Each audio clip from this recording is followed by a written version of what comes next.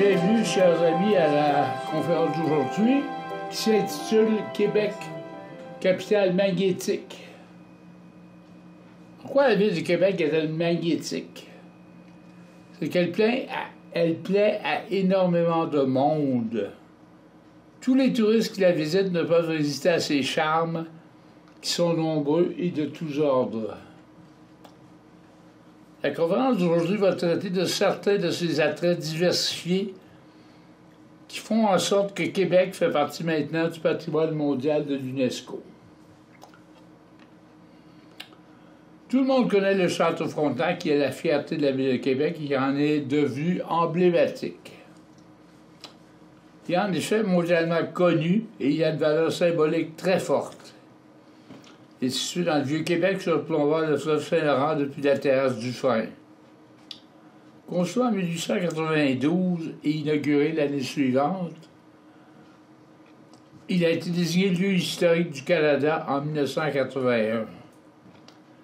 Cet hôtel de luxe est inspiré de la Renaissance française et plus particulièrement des châteaux de la Loire. Cet établissement 5 étoiles, qui a été conçu par le Canadien Pacifique, est maintenant exploité par la chaîne Fairmount.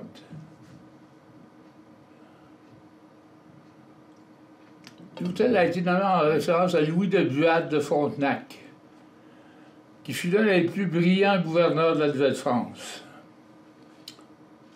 Son pouvoir s'est exercé entre 1672 et 1682 et un peu plus tard, entre 1689 et 1698. Le bâtiment est situé dans la haute ville de l'arrondissement historique reconnu patrimoine mondial par l'UNESCO.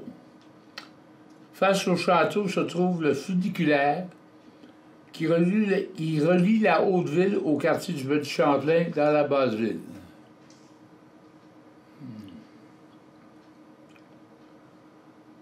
Le château a été construit à l'emplacement de l'ancien château Haldimand et à côté de la terrasse du Frein qui recouvre le site archéologique du fort et du château Saint-Louis.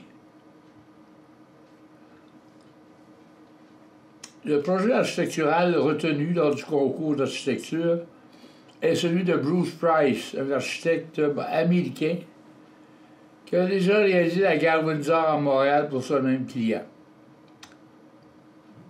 Dès le début du projet, Price avait conçu un édifice qui pouvait être agrandi par des additions successives.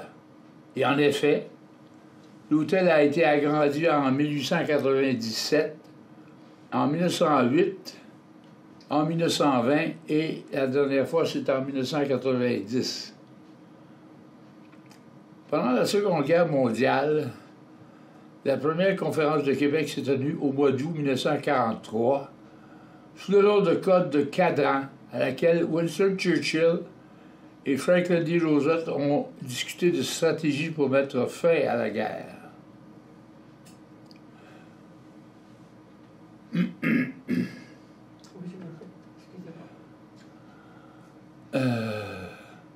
Cette première conférence s'est tenue à la Citadelle de Québec.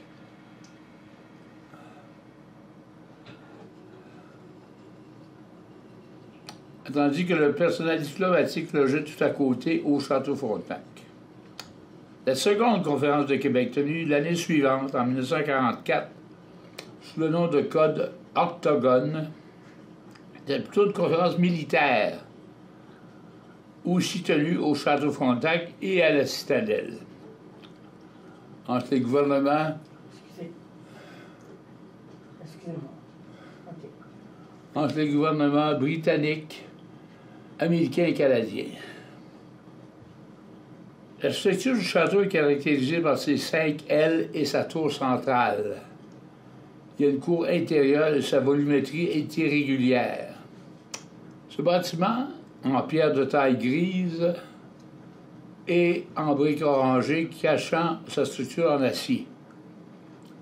Ces éléments sont typiques du style château. Toit en forte pente, tour massive, tourelle circulaire, pignons et lucarnes ornées et des hautes cheminées. Les toits du château sont en cuivre. Une pierre datée de 1647 provenant de l'ancien château Saint-Louis a été incrustée dans l'arche menant à la cour intérieure. Le château Frontenac porte fièrement le titre de l'hôtel le plus photographié au monde. Cet hôtel de 610 chambres offre 610 chambres. En 2022, il a remporté le prix comme étant le plus prestigieux du monde. Plusieurs personnes célèbres y ont séjourné, tels Charles de Gaulle, Grace de Monaco, Céline Dion, Franklin D. Roosevelt, Winston Churchill et la reine Élisabeth, mais pas en couple. En 1952, le château est devenu le plateau de tournage d'un film d'Alfred Hitchcock qui s'intitulait I Confess, avec Montgomery Clift et Anne Baxter. Depuis, de nombreuses vedettes de cinéma ont opté pour le château, comme Charlie Chaplin, Jane Seymour, Anthony Quinn, Barbara Stanwyck, James Cagney, Leonardo DiCaprio, Angelina Jolie, Paul McCartney et Steven Spielberg. En 1987, le second sommet de la francophonie y a réuni 42 chefs d'État et leurs suites. À l'automne 1991, la renommée association Relais et Châteaux y a tenu son premier congrès hors de l'Europe.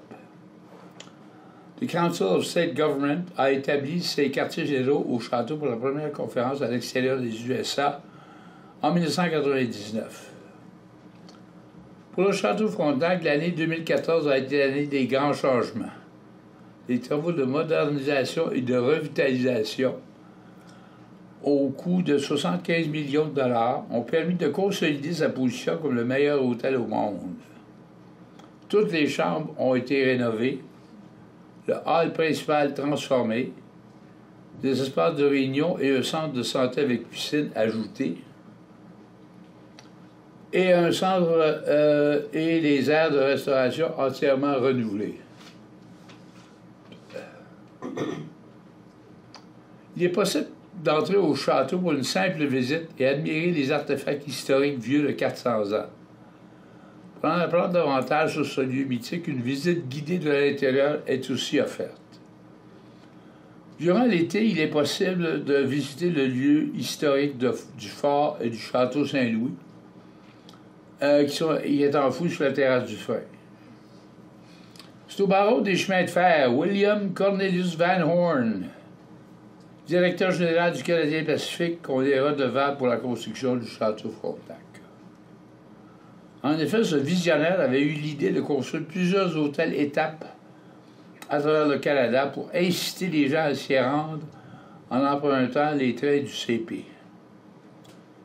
C'est ainsi qu'outre à Québec, il a construit l'hôtel Empress à Victoria, l'hôtel Banff Springs, le château Lac-Louise, ainsi que l'hôtel et la gare Vigée à Montréal.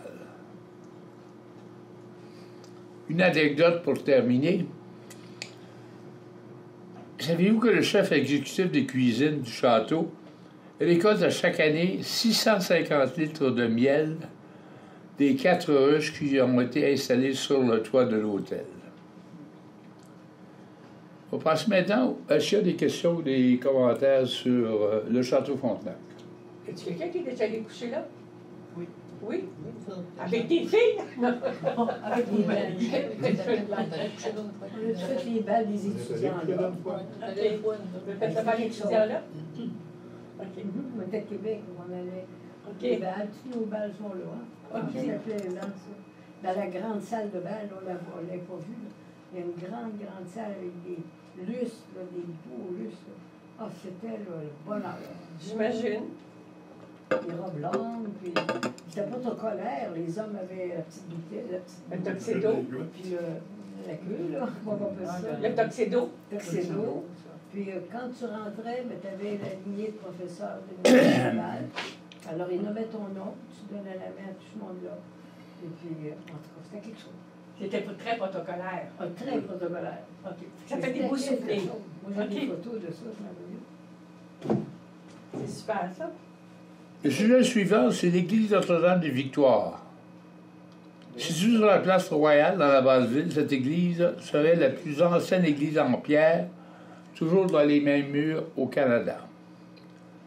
Censé nous discuter des paroissiens de la basse-ville qui peinaient à monter dans la haute-ville pour aller à la messe de la basilique, surtout l'hiver, et la difficulté tout aussi grande pour les prêtres à descendre la côte de la montagne pour porter assistance aux malades en saison hivernale, Monseigneur de Laval avait demandé au roi de France un terrain dans la place royale pour y ériger une église succursale de la basilique. Sa construction a débuté en 1688 et elle aura l'aspect qu'on lui connaît aujourd'hui à partir de 1723. Elle a été construite sur l'emplacement même de l'habitation de Champlain. Érigée en 1608, dont elle intègre un mur de pierre. Cette église a conservé l'ancienne coutume de la fabrication des petits pains de Sainte-Geneviève, de leur bénédiction à chaque 3 janvier.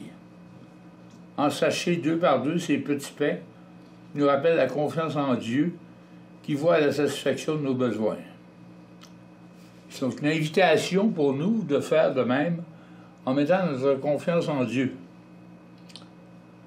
En 1688, au moment de la construction, il y a à peine 10 000 personnes qui vivent en Nouvelle-France et la ville de Québec compte moins de 1 000 résidents.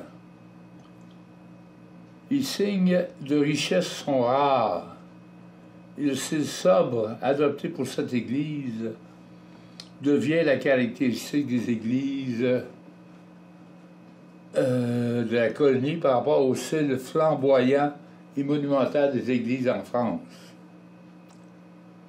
Au départ, l'église est dédiée à l'enfant Jésus. Mais avant même que la construction soit terminée, l'amiral anglais Phipps se présente devant Québec avec une sorte d'une bonne trentaine de navires pour s'emparer de la ville. Le gouverneur Frontenac, avec tout son panache,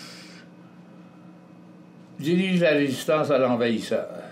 Mais, aux yeux de la population, ce sont les prières adressées à la Vierge Marie qui ont fait la différence. À partir de ce moment-là, l'Église se reconnaît sous le vocable Notre-Dame des Victoires. Les gravures d'époque indiquent que l'Église est restée fidèle à ce qu'elle était autrefois, à de rares exceptions près. À l'extérieur, le crépi de ciment qui recouvrait les pierres est disparu et les niches pour les statues ont été remplacées par des fenêtres. Le clocher a aussi été avancé, mais la physionomie générale de l'église est restée la même.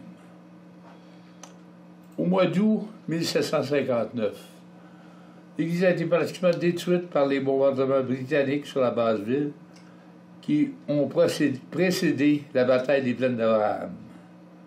Thomas Baillarger, maître charpentier, s'est chargé de rétablir la sacristie en 1762 et s'emploie dès l'année suivante à relever l'église de ses ruines. En 1816, une réfection totale a été octroyée à François Baillarger. Sa décoration intérieure témoigne de l'histoire et de la foi des gens d'ici. On y trouve suspendu au plafond une maquette du Brézé, qui était le vaisseau du marquis de Tracy, qui transporta le régiment Carignan-Salière en Nouvelle-France. En 1855, l'église a été érigée au rang de sanctuaire marial diocésain. Cette église est un excellent exemple de l'évolution de l'architecture religieuse au Québec.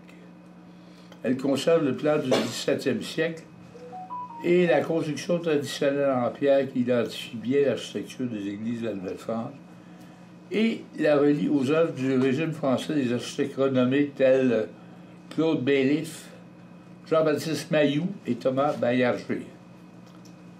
La façade principale de Notre-Dame des Victoires représente une importante période dans le développement architectural des églises québécoises, quand les formes néoclassiques ont pris le dessus sur les formes traditionnelles.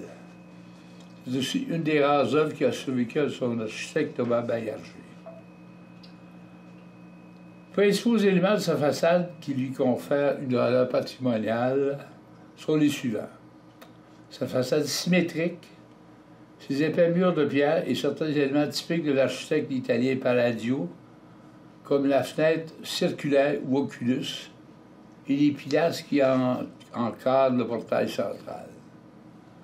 C'est en 1816 que François Baillarger remodela la façade pour lui donner l'aspect qu'elle a encore aujourd'hui.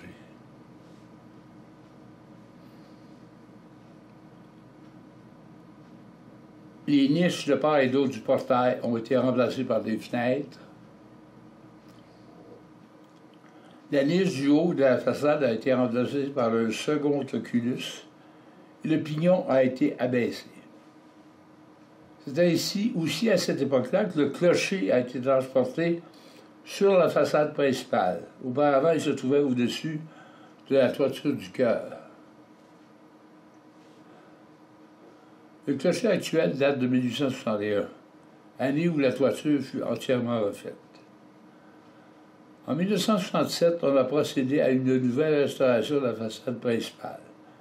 C'est alors qu'on la décape en retirant le crépi qui recouvrait les murs de pierre et on refait aussi à neuf le portail et les portes, de même que le perron. Le bois est moins durable que la pierre. Pour terminer, allons jeter un coup d'œil à une œuvre d'art qui décore l'intérieur de cette vénérable église. Sainte-Geneviève. C'est un tableau peint d'après une gravure par Théophile Abel en 1865. Il s'agit de Sainte-Geneviève filant sa quenouille entourée de moutons. Cette version est sans doute inspirée du tableau peint en 1636 pour l'église Saint-Séverin de Paris par Philippe de Champagne. Y a-t-il des commentaires ou des questions sur Notre-Dame de Victoire? On va rester dans la même région en allant visiter le Petit Champlain.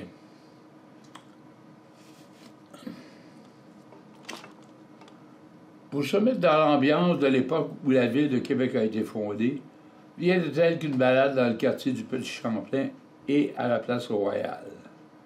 Ce quartier si pittoresque est coincé entre la base du Cap Diamant et le fleuve Saint-Laurent. Quelques enjambées la séparent du Vieux-Port.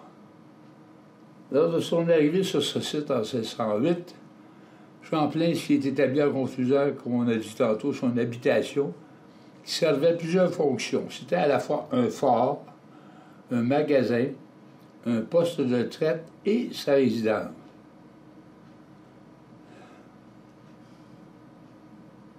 L'église Notre-Dame de Victoire, dont on vient de parler, est la principale attraction de la place Royale.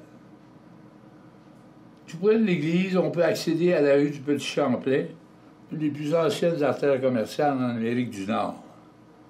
Cette rue étroite et piétonne est bordée principalement de boutiques artisanales et de restaurants. L'hiver venu, ces bâtiments se parent des plus belles décorations du temps des fêtes. C'est tellement joli qu'on se croirait en plein conte de fées. Venant de la Haute-Ville, on accède à ce sympathique quartier par un escalier qui porte le nom de Casse-Cou. En effet, hein? Et en empruntant la funiculaire de Québec, on voit qu'il va vous déposer directement sur la rue du Petit Champlain. Quand l'hiver dépose sa neige sur la rue, ces bâtiments patrimoniaux du 18e siècle, la féerie s'installe de la fin novembre jusqu'au Carnaval de Québec. Alors que des milliers de lumières et autres décorations viennent créer un souvenir impérissable pour ceux qui auront l'occasion de s'y balader. Les boutiques sur cette rue tellement atypique offrent, entre autres, des marchandises telles que des bottes, des mocassins, des tableaux, des sculptures, des bijoux, des vêtements originaux ainsi que des produits du terroir. On se croirait en France à cause de l'architecture de ces bâtiments ancestraux. Les maisons de 2 ou 3 étages en pierre, quelquefois recouvertes de crépi, avec leurs murs mitoyens, rehaussés servent de pare-feu. Leurs lucarnes qui font saillie, les toitures en métal à 2 versants, les larges cheminées qui s'élancent vers le ciel, tout ça fait en sorte qu'on se croirait en sol français. Tout près, dans ce même secteur, et tourné vers le fleuve, on retrouve la batterie royale. Nommée en l'honneur de Louis XIV, qui, à la veille du 18e siècle, avait financé cet élément pour la défense de la ville. Cette batterie a été mise à contribution en 1759, lors du siège de Québec par la flotte anglaise. À proximité, on retrouve aussi le parc de l'UNESCO, un petit terrain de jeu nommé, lorsque le Vieux-Québec a été choisi, fait partie du patrimoine mondial de l'humanité par cet organisme international. Les murs de certaines maisons autour de ce parc arborent des plaques indiquant leur année de construction et le nom de famille qui y ont habité, tandis que des parasols suspendus décorent le ciel.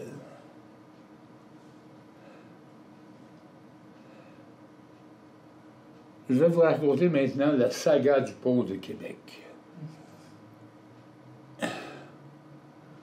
Je sais que depuis un bon bout de temps, certains politiciens vous cassent les oreilles avec un troisième lien entre Québec et la Rive-Sud. Aujourd'hui, on va s'en tenir au premier lien, lui qui existe bel et bien, le pont de Québec. Ce vieux pont mixte à la fois ferroviaire et routier, au-dessus du Saint-Laurent, est situé à 200 mètres du pont Pierre-Laporte, beaucoup plus récent. Malgré des travaux de construction marqués par des catastrophes dramatiques, ce pont n'en demeure pas moins une œuvre d'ingénierie majeure. En effet, il s'agit du type de pont en porte-à-faux ou cantilever en anglais. Excusez-moi. T'es allé trop vite?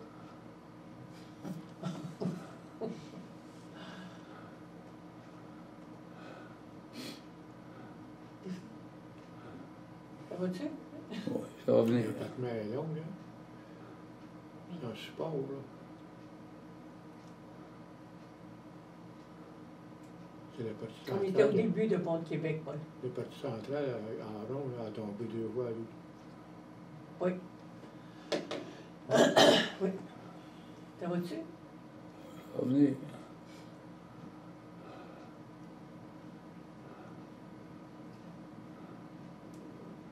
Bon.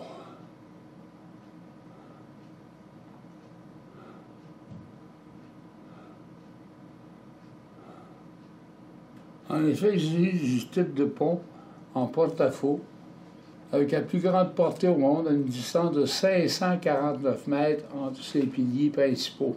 Énorme. Avant la construction de ce pont, la seule façon de traverser entre Québec et Lévis était de s'embarquer sur un traversier.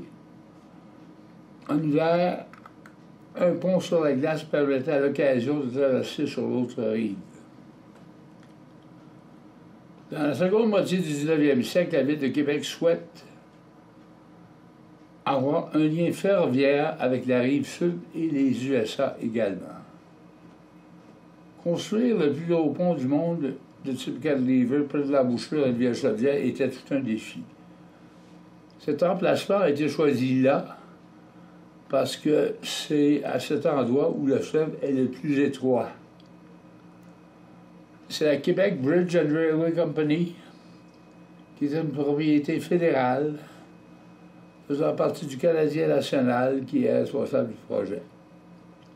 La construction, comme telle, a été confiée à un entrepreneur de la Pennsylvanie, Phoenix Bridge Company.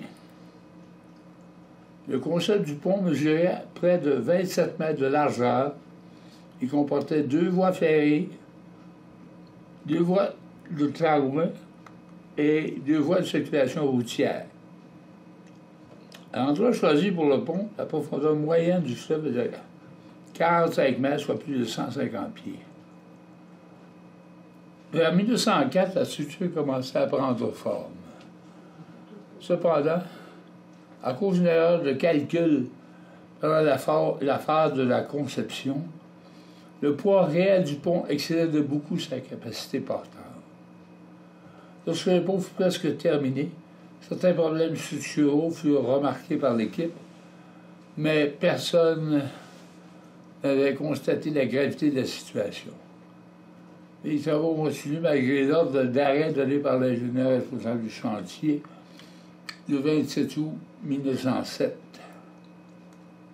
2 jours plus tard, après 4 heures de travaux, la partie sud du pont s'effondra dans le fleuve.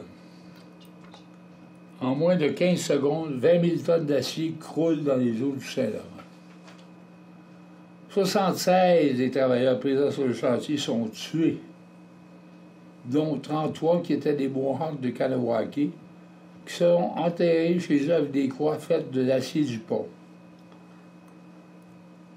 Depuis les années 2000, on peut apercevoir des pièces de ferraille à marée basse sur les rives du fleuve. Après une commission royale d'enquête sur ce désastre de 1907, la construction débuta à nouveau. Ce contrat fut accordé à la St. Lawrence Bridge Company. Évidemment, les erreurs de la première fois avaient été corrigées. Le manœuvre à nouveau frappé ce chantier en septembre 1916, alors que la partie centrale du pont, qui était fabriquée et apportée sur le site par Chalat, était en train d'être installée par des criques hydrauliques qui pourraient être rattachées aux 2 longues sections qui partaient des rives du fleuve, a été échappé et s'est retrouvé au fond du fleuve. Ça a l'air pas bien. Cet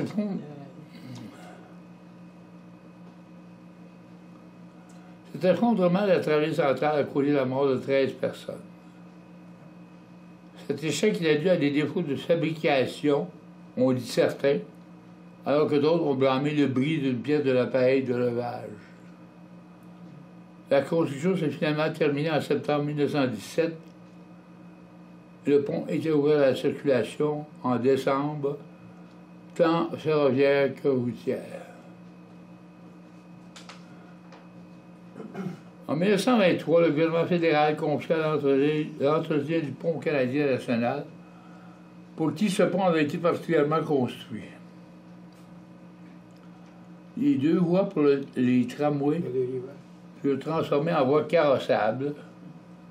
De plus, une des 2 voies ferrées fut alimentée au profit des voies pour véhicules.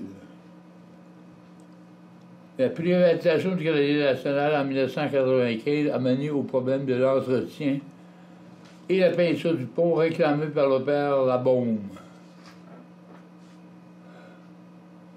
Les travaux étaient estimés à 140 millions de dollars et le CN se refusait à les assumer. En l'an 2021, le gouvernement entame des discussions avec le CN pour acheter le pont. Finalement, depuis le 30 décembre dernier, pour un déboursé symbolique de 1 $, le pont est à nouveau propriété publique. Maintenant, vous parlez de certaines légendes urbaines qui sont rattachées au pont de Québec.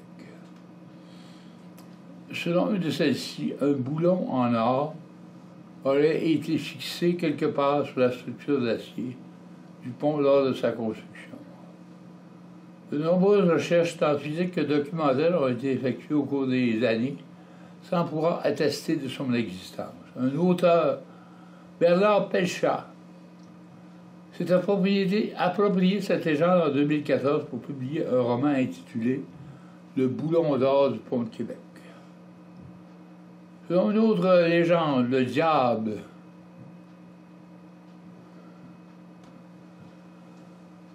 sous la forme d'une personne mystérieuse, aurait conclu un pacte avec le contremaître responsable de la construction du pont. En échange de l'âme du premier aide à traverser le pont, le diable allait faire en sorte que le pont ne tombe plus jamais. Le contremaître, sans trop réfléchir, avait accepté ce pacte. Lors de l'inauguration, le contremaître, se souvenant du serment qu'il avait prêté, lança un chat sur le pont qui se mit en frais de le traverser. Rendu au milieu du pont, le félin a disparu de la vue. Le diable avait dû se contenter de l'âme d'un chat plutôt que d'un être humain. Une autre légende vu que lors de la graduation, les ingénieurs en structure reçoivent une bague qu'ils doivent porter à leur auriculaire. Cette bague serait fabriquée à partir de l'acier du pont de Québec pour leur rappeler l'importante responsabilité qu'ils ont pour que leurs œuvres ne s'effondrent pas. Est-ce qu'il y a des commentaires ou des questions sur le pont de Québec? Le sujet suivant est les anglophones de Québec. J'aimerais ça que vous me donniez un chiffre de pourcentage de la population de Québec qui parle anglais, qui est de source anglophone. Gabriel. 4% dans le castor. Les anglicans, il y avait beaucoup d'anglicans. Mon père était anglican. Il y avait beaucoup d'anglicans. Ah oui? Anglais, oui, on n'avait pas le droit il n'y avait pas le droit d'aller dans les écoles catholiques. Alors, ils allaient aux écoles anglaises. Ah oui? Oui, c'est comme ça que ça marchait. Puis le cimetière, là, pas loin de là, le cimetière des anglicans. Ah bon? Il y a eu jusqu'à 50%, moi, ben, il y avait la guerre. Là. Non, mais je parle actuellement. Actuellement, on 5%. Je sais pas, là. Maintenant, je ne sais plus. Et vous? Pas fidèle, je donnerais à peu près ça, oui, 5%. Il n'y a pas de plus que ça. Peut-être 5%. Voilà. Ouais. Ben, ça va plus. Ça va aller demander plus que ça, hein? Hein? Demander plus que ça. Allez-y. Non, c'est 7%. Combien? 7. Non. 12. Non? Moins de 3%. Ah! Quasiment. On en a Avant, il y avait des écoles, il y avait tout. Il y en a encore. Il y en a encore. Mais il y a des institutions à Québec qui sont très remarquables et je vais vous en parler maintenant. Ce que vous voyez là, c'est la cathédrale anglicane Holy Trinity. C'est ça. Le cimetière. Ça a été la première cathédrale anglicane construite à l'extérieur des îles britanniques. Depuis le début du 19e siècle, elle est le siège de l'Église anglicane sur le territoire du Québec. L'élection de celle-ci devait contribuer à raffermir l'autorité de la couronne sur la colonie et à concurrencer le monopole de l'Église catholique sur la population francophone. Deux ingénieurs militaires ont dressé les plans de la cathédrale en choisissant un style très en vogue en Grande-Bretagne, le style palladien, qui s'inspire de la tradition gréco-romaine.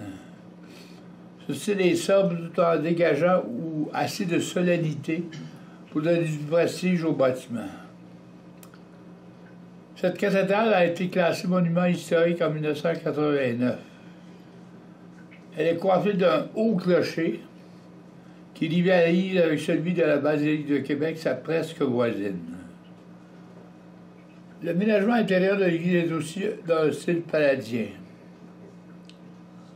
Le décor a été modifié au cours du 19e siècle pour l'adapter au penchant victorien pour la commémoration. La cathédrale enferme des monuments commémoratifs tels le buste du premier évêque du diocèse qui est inhumé sous le chœur. Aussi des vitraux, un portrait de l'Angleterre, ont été installés qui illustrent des scènes bibliques. Un des trésors de la cathédrale est l'argenterie qui a été donnée par le roi Georges III, peu de temps après la constitution de la cathédrale. Quelques 300 paroissiens assistent aux cérémonies religieuses de la cathédrale et aux événements de la salle communautaire. L'autre bâtiment de la communauté anglophone, c'est le Moran Center. Ce centre est le point focal de la culture anglophone de Québec. Il occupe un bâtiment qui est intrinsèquement lié à l'histoire de la communauté écossaise, qui avait la première institution anglophone de haut savoir à Québec. Avant, on a dû s'assurer de faire disparaître toute trace de son passé carcéral. Cet édifice a connu plusieurs fonctions au fil des ans. Au tout début, sous le régime français, c'était la redoute royale, une construction militaire qui est une petite fortification indépendante qui abritait souvent des entrepôts de vivres ou de munitions. Démolie, elle a été remplacée par une prison aux nouvelles normes carcérales. Elle est située à 2 pas de l'église Saint-Andrew, patron des Écossais, et au centre de cette communauté. L'architecte en a été François Baillarger, qui l'a conçu dans le style néoclassique. Pour la première fois, au Québec, on oriente la prison vers une approche de réhabilitation plutôt que de châtiment. Cette prison est demeurée en fonction jusqu'en 1867. Les détenus sont alors transférés à la prison de Québec, sur les plaines de Varennes. Depuis, cette dernière a été transformée en un des pavillons du Musée national des beaux-arts du Québec. Les Écossais s'empressent de convertir cette ex-prison en un établissement d'enseignement supérieur pour la population anglophone de Québec. À l'extérieur, on retire le balcon en fer qui servait aux pendaisons devant le public. On réaménage tout l'intérieur en conservant que 2 cellules pour fin de mémoire. Le collège Moran, nommé en l'honneur du docteur Joseph Moran, un Écossais de naissance, ancien maire de Québec et mécène de cette institution. Ce collège a fermé ses portes en 1902. Au 20e siècle, la Literary and Historical Society of Quebec, qui a accumulé une collection de plus de 30 000 volumes, devient une bibliothèque de prêt. En 2006, cette société savante élargit sa mission en fondant le Moran Center, un lieu de rencontre qui favorise l'histoire des anglophones de Québec et les contacts avec les francophones. Des travaux récents de restauration mettent en évidence toutes les fonctions du bâtiment. Pardon, excusez-moi.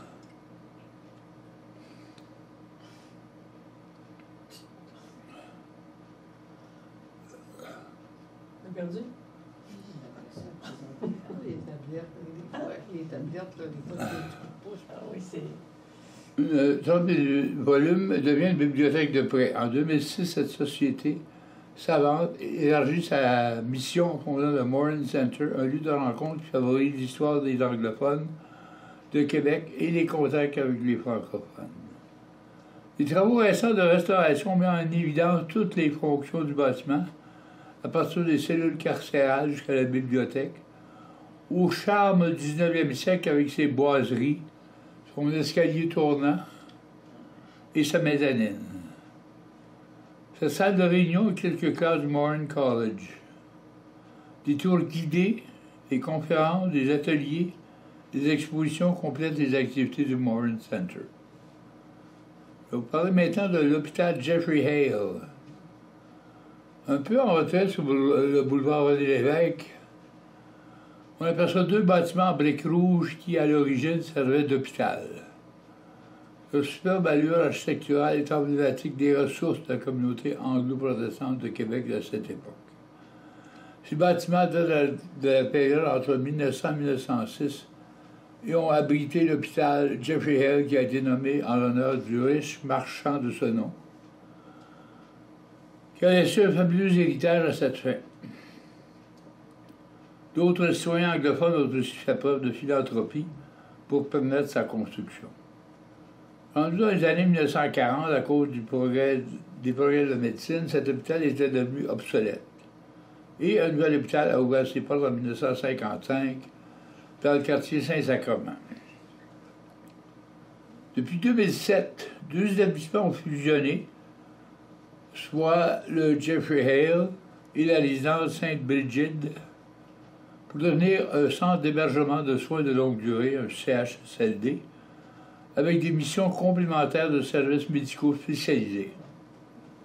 Son mandat continue d'être au service des anglophones de la région de Québec, tout en desservant la population en général. La communauté anglaise de Québec est très bien servie au niveau des médias.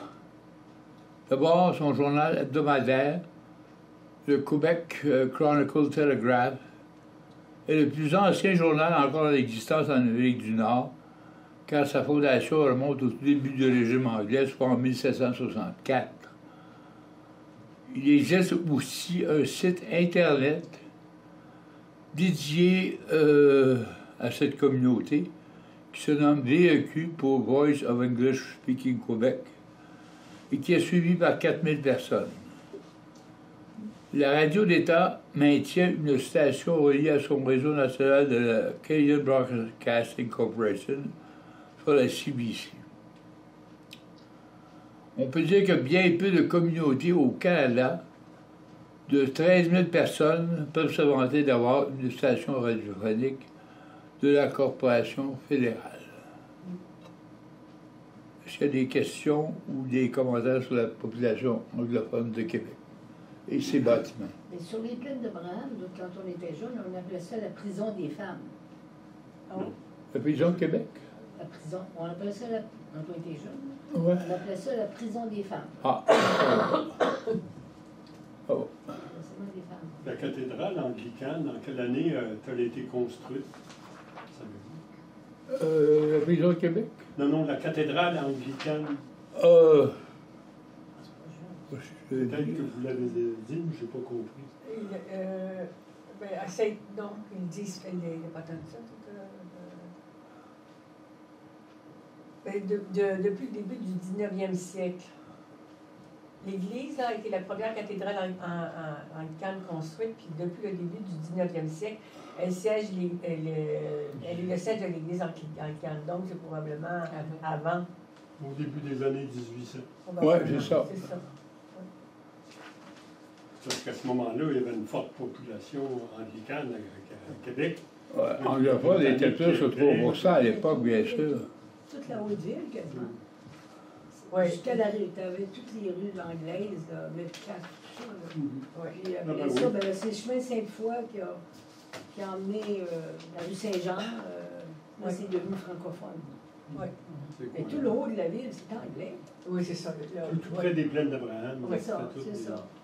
Les villes demeurent anglaises.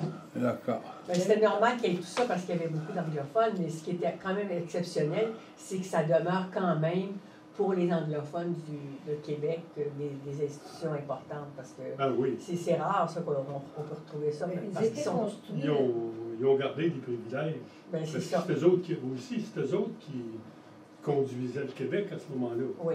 Oui, absolument. Suite à la conquête. Oui. Tous les marchands étaient pour la plupart Tous les marchands anglophones. étaient Anglophone. anglophones. Oui, Ouais, c'est ça. c'est ça. Tout à fait. Le chemin Saint-Louis, là, c'était sur la dernière rue, disons, avant les plaines d'Abraham. Là, tu avais des maisons, là. C'est tout encore là, ces belles maisons, là. Super, super. De très belles maisons. Le sujet suivant, c'est les fortifications de la ville de Québec. Le...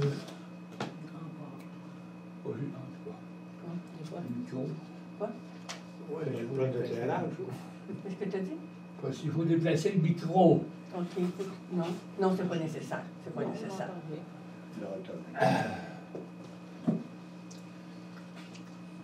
Comme toute personne qui a visité Québec, on sait que c'est une ville fortifiée avec des murs de pierre qui ont été érigés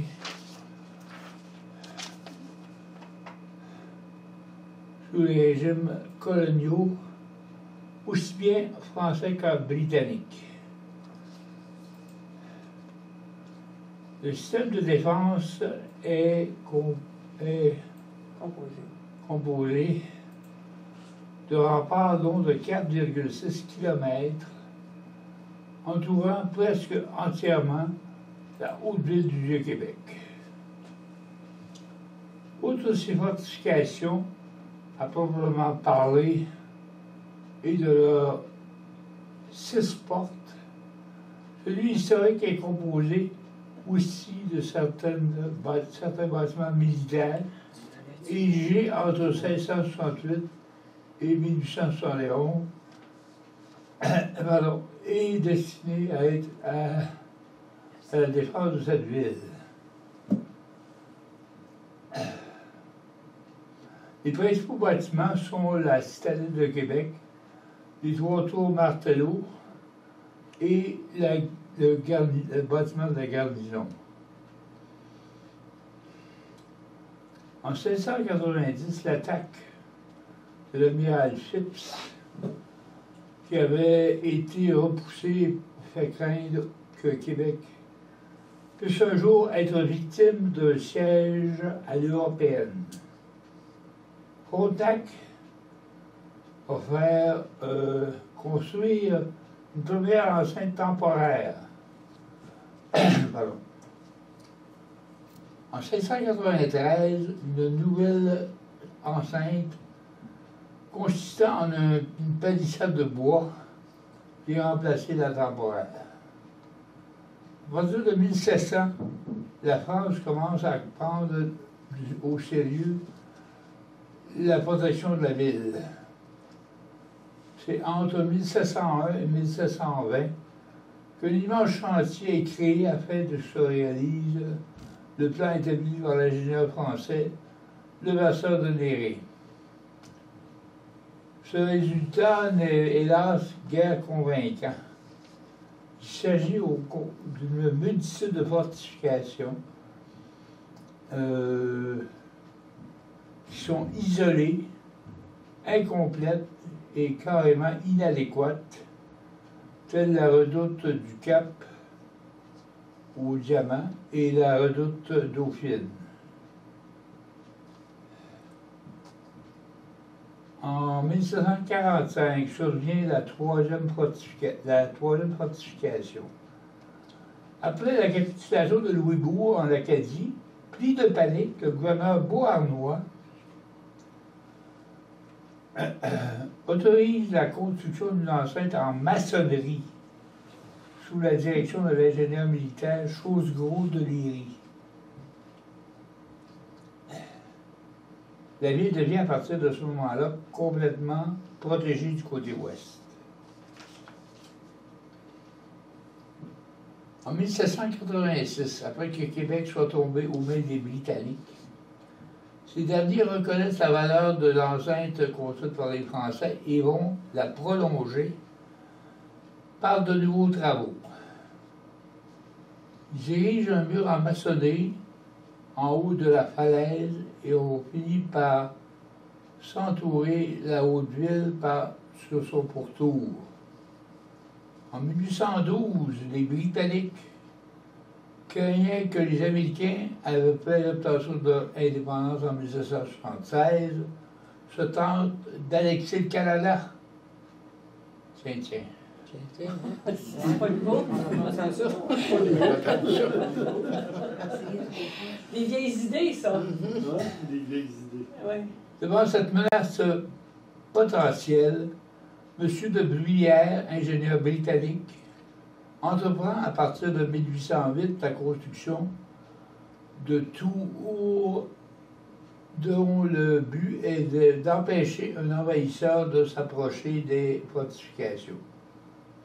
En 1812, les tours sont complétées et prêtes à servir.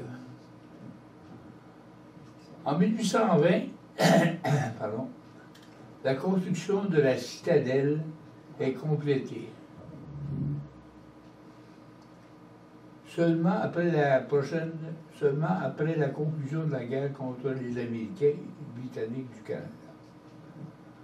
Les fortifications en forme d'étoile sont construites entre 1820 et 1831.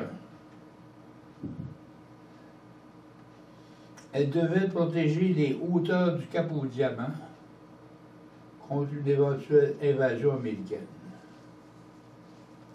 Après la signature du pacte de la Confédération en 1867, l'utilité des fortifications est remise en question. Les 6 portes dont les remparts qui donnent accès à la ville sont étroites, et on les considère comme une entrave à la libre circulation des véhicules. C'était en effet assez étroit, merci. 2 portes seront démolies en 1871 et l'année suivante, l'ordre Dufresne, gouverneur général du Canada, propose de construire de nouvelles portes plus spacieuses et plus enjolivées. Le système de fortification autour de la Haute-Ville est unique en Amérique du Nord. La section qui se trouve face à l'Assemblée nationale a été construite sous le régime français. Lord Dufresne considérait que les remparts de Québec comme un bijou architectural, et il s'est opposé à leur destruction, sauf pour les 2 portes. La porte Saint-Louis, sous la Grande Allée, est la première à être démantelée.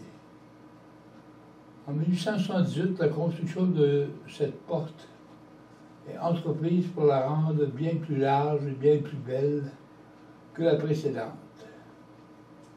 L'architecte William Lynn préconise de réutiliser les mêmes pierres de l'ancienne porte pour conserver le cachet d'époque. Une promenade est aussi aménagée sur les fortifications.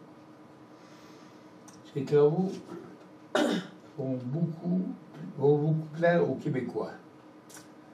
Les 4 portes restantes sont Saint-Louis, Saint-Jean, Prescott et Kent. Et c'est juste il est juste de qualifier Lord Dufresne de visionnaire car il a perçu avant tout le monde le potentiel patrimonial de l'enceinte qui entoure le Vieux-Québec. Il a souvent compris que cette architecture militaire devait être modifiée et embellie pour jouer un rôle positif en temps de paix. Le lieu historique des fortifications du Québec rappelle la richesse du passé militaire et social du Vieux-Québec, qui est un joyau du patrimoine mondial de l'UNESCO. En arrivant à Québec, par le fleuve, on aperçoit un cap rocheux. Son promontoire est recouvert de verdure.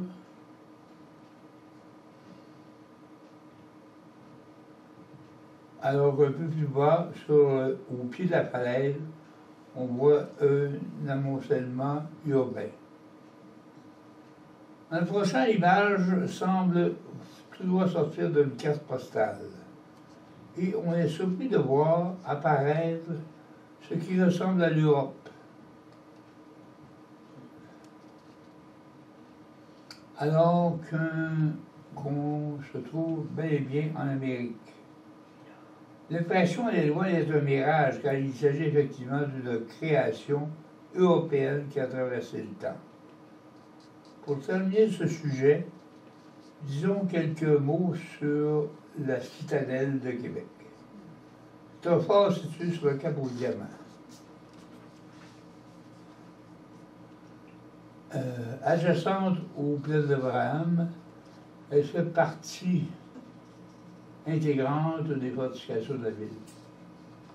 Les villes de Québec et de Campeche au Mexique sont les seules à avoir conservé leur mur d'enceinte. La citadelle construite en forme d'étoile, sous la direction de l'ingénieur britannique Elias Turnford.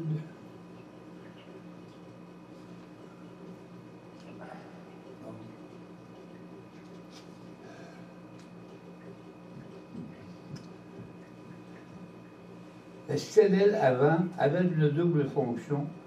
D'abord, sécuriser la ville contre une possible invasion américaine, tout en servant de caserne pour les troupes anglaises. Sa fonction défensive et sa situation géographique lui ont valu le surnom de Gibraltar d'Amérique. La citadelle est depuis 1920, donc depuis plus d'un siècle, le quartier général du Royal 22e Régiment, unique contingent francophone dans l'armée canadienne. Est-ce qu'il y en a qui ont des commentaires ou des questions sur les fortifications? As-tu allumé la lumière? Tu vois mieux? Oui, c'est vraiment. Je vais juste ouvrir la lumière un petit peu plus sur la difficulté de lecture. Sur l'iPad. Non, c'est correct. Ok, c'est bon.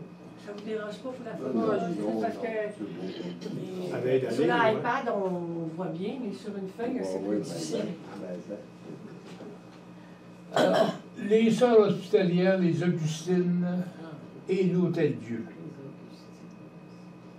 En 1644, soit bien après leur arrivée dans la colonie de la Nouvelle-France, les Augustines fondent le premier hôpital permanent, l'Hôtel-Dieu, à l'endroit où il se trouve encore aujourd'hui. Il faut savoir que les Augustines ont pour vocation de soigner les malades, à chaque fois comme s'il s'agissait du Christ. Dans cet hôpital, les taux de guérison sont élevés, malgré l'état approximatif de la médecine à cette époque. Les trois premières Augustines, dont on voit ici un bas-relief, arrivent de Dieppe, et leur mission est de venir fonder un hôpital qui sera le premier du continent au nord du Mexique. Les Augustines ont acquis une grande compétence dans les soins hospitaliers, car elles ont prodigué des soins aux malades depuis 3 siècles. C'est la duchesse d'Aiguillon qui finance la venue des premières Augustines à Québec. Cette dame de la haute noblesse française s'intéresse aux missions des Jésuites auprès des Autochtones. Elle espère que le zèle des Augustines favorisera leur adhésion à la religion catholique.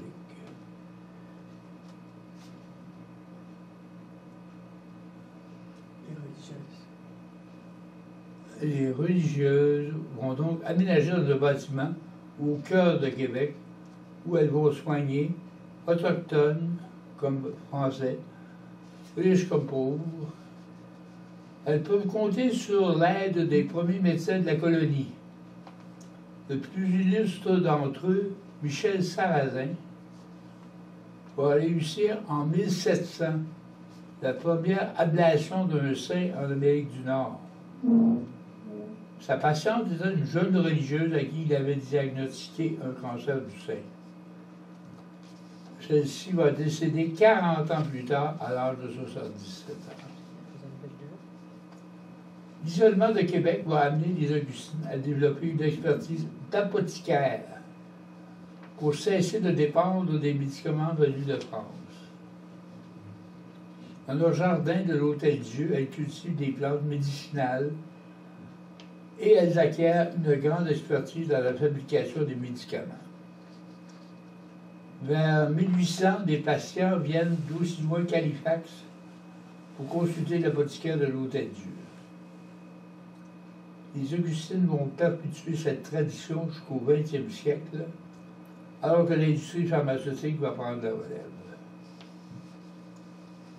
À la fin du régime français, la propriété des Augustines forme un ensemble conventuel typique du vieux continent, une chapelle et 2 ailes disposées autour d'une cour intérieure qui se sont ajoutées au premier édifice. Le tout est entouré d'un mur d'enceinte car, à cette époque, les religieuses étaient cloîtrées. En 1755 arrive un grand drame. Le monastère et l'hôpital sont presque entièrement détruits par un terrible incendie. Les bâtiments sont aussitôt reconstruits et forment aujourd'hui un ensemble patrimonial d'une grande valeur. Pendant plus de 300 ans,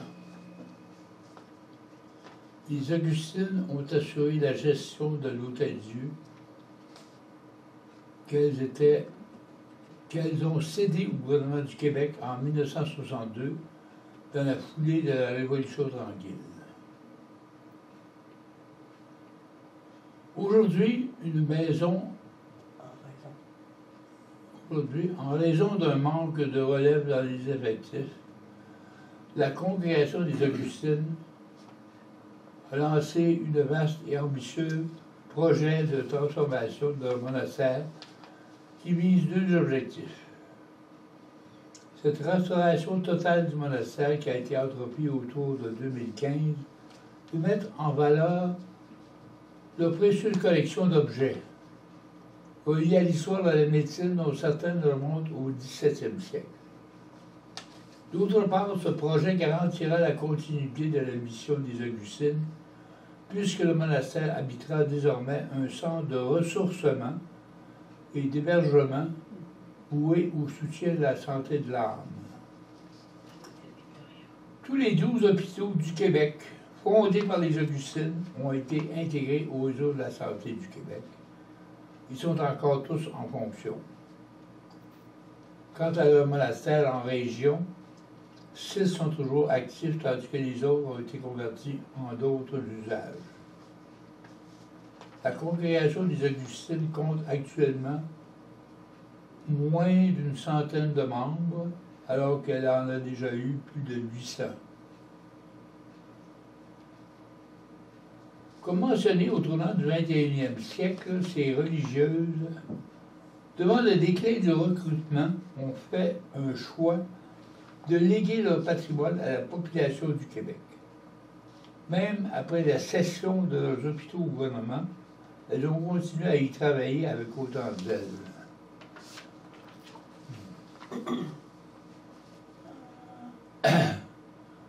Dans le monastère restauré des Augustines de Québec, inspiré par la ferveur et la compassion qui ont animé ces religieuses, on cherche à prolonger la fonction d'accueil et d'hospitalité en mémoire et de ressourcement de ces lieux fondateurs. Cette communauté de femmes a été la gardienne des trésors insoupçonnés au fil du temps. De nombreux artefacts, archives et des livres anciens ont été conservés minutieusement depuis des siècles. Ces objets historiques venant des 12 monastères des Augustines ont été rapatriés au centre muséal du monastère de Québec. Ce musée est ouvert au public et c'est la volonté des religieuses est de le rendre accessible à toute la population. De 2013 à 2015, grâce à une aide financière des pouvoirs publics, on a pu procéder à une transformation radicale du monastère, mais dans un respect admirable de la valeur architecturale de ce joyau de notre patrimoine.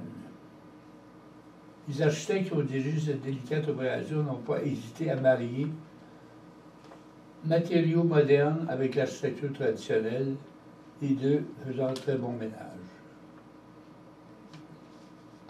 Le bâtiment ainsi transformé comprend un musée, un centre d'archives, des salles pour les activités de groupe et surtout 65 chambres de type monastique pour accueillir les visiteurs. La décoration est de deux types. Certaines sont meublées dans le style contemporain, comme vous pouvez voir, tandis que d'autres sont dans le style traditionnel monastique.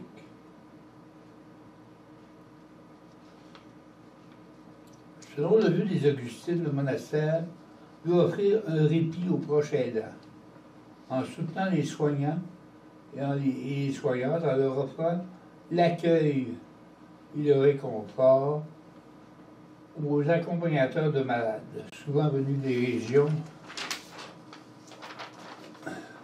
éloignées, Pour ceux qui séjournent au monastère, confort et détente sont au rendez-vous. Ce lieu d'hébergement offre un forfait sérénité qui donne accès à la marche méditative et au yoga doux. Une visite au musée, un accès au cœur des Augustines et des soins de massothérapie. Le monastère offre une variété de services aux proches aidants afin de les soutenir dans leur préservation de leur santé et de leur équilibre de vie. Les services s'adressent aux proches aidants qui offrent une présence continue significative d'au moins 10 heures par semaine à la personne aidée. De ces services découle le sentiment d'être écouté, d'être reconnu et d'appartenir à une valeureuse communauté. J'espère que toutes ces informations contenues dans cette conférence vous seront utiles lors d'une prochaine visite dans la vieille capitale, que vous songerez, proche aidant ou pas, à aller vous ressourcer chez les Augustines. Pas mal plus efficace qu'une nuitée dans un hôtel Jao exotique. Voilà. La prochaine conférence. Avez-vous des questions? Quoi? Avez-vous des questions, des commentaires? Ça va aller? OK. La prochaine conférence qui va avoir lieu au mois de mai va porter sur les carnavals à travers le monde. Évidemment, le carnaval de Rio, le carnaval de Venise, le carnaval de Québec, etc. Le carnaval de Cologne en Allemagne. Pour y assister, il va falloir danser un petit peu, parce qu'on est dans l'esprit du carnaval. Oui, apporter vos costumes exotiques. On va emmener nos filles dedans. C'est ça, tout à fait. Oui. Alors, c'est ça. Merci beaucoup. Merci d'être Merci venu. beaucoup. Merci. Merci beaucoup.